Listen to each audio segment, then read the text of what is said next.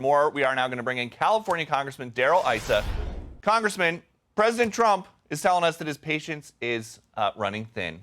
His latest post on Truth Social has some really bad words in it, so we're just going to give you the gist of it. He said, Tuesday will be Power Plant Day and Bridge Day, all wrapped up in one in Iran. There will be nothing like it.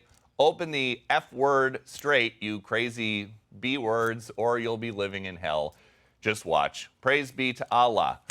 Congressman, do you want to see the U.S. start hitting, like the president says, civilian infrastructure in Iran? Well, the answer is, of course, the president didn't want to do it. He'd like to turn over to the Iranian people a country that can recover quickly with a change in the regime's behavior or a change of regime. But from the beginning, the president's made it clear that the first hit was to stop the nuclear development when it was on the precipice of being used. The second one is to change the behavior of the administration or change administration. And the president in his negotiations been clear, he'll take either one. If this regime is willing to change its ways through a negotiation that leads to a verifiable peace, okay. But at the end of the day, he'll do what he has to do, and that includes taking the oil away from them, taking away their ability to move equipment. And Peter, let's be honest, when you take away bridges, you take away the ability for them to transport future weapons development, to run factories. So they're not purely civilian targets, but they are less valuable than the ones we hit initially from a standpoint of current weapons fighting.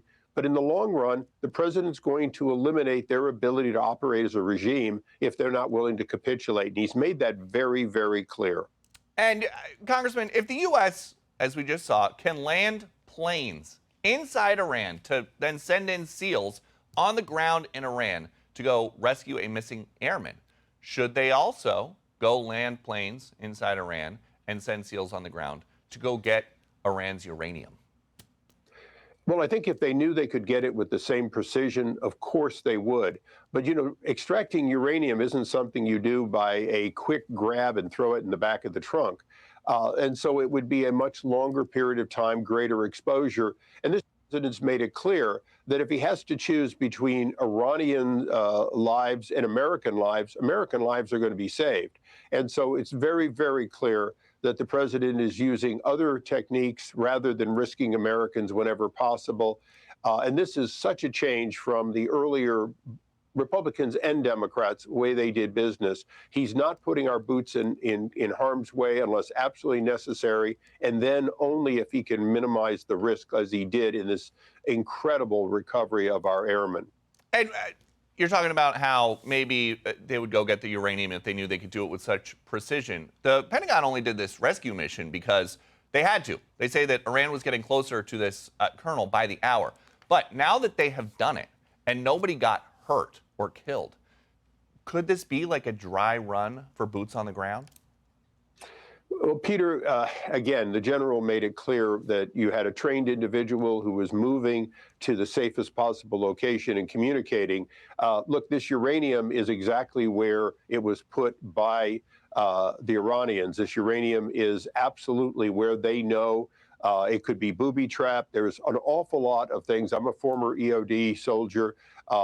There's one thing you know for sure is that you don't know for sure what the booby traps are.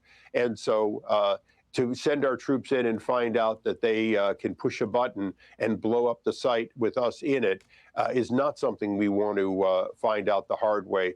And so the president is doing what he needs to do to get it the right way, which is to get the regime to turn over this and other tools and to change their way. Nobody said this was going to be easy. You know, we go all the way back to Jimmy Carter almost half a century ago, and every negotiation has failed. Every technique to get them to change has failed. And the president now is using the only technique that he knows will in time succeed, which is you will either change or we will be negotiating with your successor. He's already been through a couple of successors, and there's no question at all. They can at will eliminate who they're negotiating with and go on to the next negotiator until one of them realizes that going to meet Allah is something they'd like to delay. And Congressman, last thing before I let you go, the U.S. says that they have blown the Iranian military back to the Stone Ages. Now, adding insult to injury, the president had ICE go and round up some of the family members of the general that he killed in Trump 1.0, Soleimani, who were living in the U.S. The State Department tells us they terminated their lawful permanent resident status, and this is a quote, Afshar Soleimani pushed propaganda for Iran's terrorist regime while enjoying a lavish lifestyle in Los Angeles, as attested to by her frequent posting on her recently deleted Instagram account. Congressman, what took ICE so long here?